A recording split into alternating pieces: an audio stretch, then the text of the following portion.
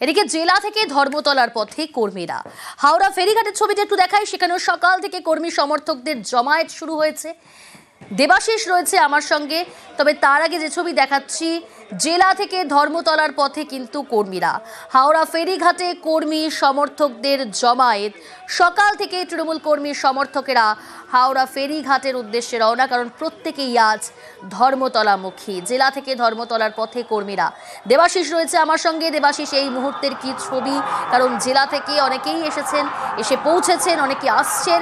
হাওড়া ফেরিঘাটের ছবিটা কি? কর্মী সমর্থকদের জমায়েত তো শুরু হয়েছে দেখছি।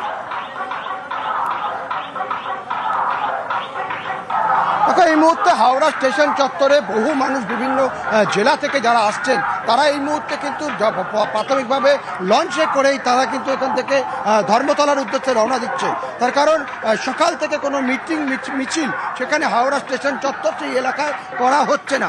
একেবারে যারা ট্রেন থেকে নামছেন তাদেরকে সরাসরি নিয়ে যাওয়া হচ্ছে লঞ্চ ঘাটে। দুটি লঞ্চ ফেরি সার্ভিস যেখানে কিন্তু ব্যবস্থা করা হয়েছে, সেই দুটি ফেরি সার্ভিসে করে সাধারণ মানুষ যাচ্ছে। আমি একটা অদ্ভুত ছবি দেখাই। এই মুহূর্তে দাঁড়িয়ে বাংলার বুকে এই একটা ছবি, যেখানে সব ধর্মের মানুষজন এই বাংলায় থাকতে পারে, সেই বার্তা নিয়েই তারা এখানে এসছেন। বহু মানুষ তারা তাদের সুসজ্জিত। কি কারণে হঠাৎ এরকম একটা বার্তা এই মুহূর্তে দিতে হচ্ছে?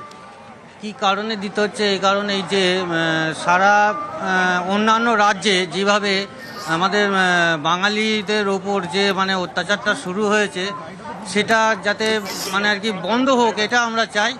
তার কারণ এইভাবে তো চলে না। কারণ আমাদের এখানেও তো ভিন্ন রাজ্যের মানুষ এখানে বসবাস করে। যদি এখানেও যদি সেইভাবেই চলতে থাকে তাহলে তো এটা চলতেই থাকবে কোনো একেবারে যে বার্তা, অর্থাৎ যে গোটা দেশ জুড়ে যে অভিযোগ যে বাংলা ভাষা বললেই তাদের উপর অত্যাচার চলছে, সেই বার্তা একমাত্র বাংলাতেই কিন্তু সব ধর্মের মানুষের বিরাজমান। সেই বার্তা দিতেই আজকে 21শে জুলাইয়ের যে মিছিল, সেই মিটিংকেই কিন্তু ভরসা করে এরকম একটা বার্তা নিয়ে আসছে। একেবারে নবদ্বীপ থেকে তারা এসছেন। তারা এই মুহূর্তে ধর্মতলার উদ্দেশ্যে রওনা দেবেন লঞ্চে করেই। তার কারণ বারবার বলছি, উচ্চ আদালতের একটি নির্দেশ আছে, সেই নির্দেশকে মান্যতা দিয়েই কোনো রকম বড় মিছিল এখন করা হচ্ছে না। যারা হাওড়া স্টেশনে আসছে তাদেরকে 1 নম্বর, 2 নম্বর, 3 নম্বর এই ফেরিঘাট থেকে লঞ্চ পরিষেবা চালু করা হয়েছে।